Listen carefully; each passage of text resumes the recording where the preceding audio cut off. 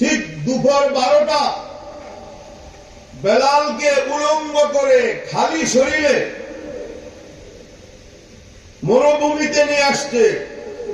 মরুভূমির বালুগুলো এত গরম, নিচে একটা গরম পাথর, মাঝখানে বেলাল, উপরে আরেকটি গরম পাথর, চাপ দিয়ে ধরে।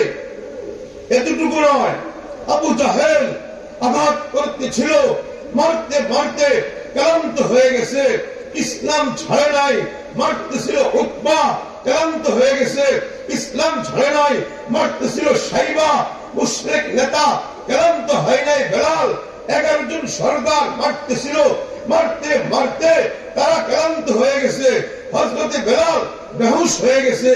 যখন হুশ ফিরে আসছে, বেলালের শরীরের পশমের গোড়ায় গোড়ায় থেকে আওয়াজ আসতেছিল, আহাদ আহাদ, এক আল্লাহ।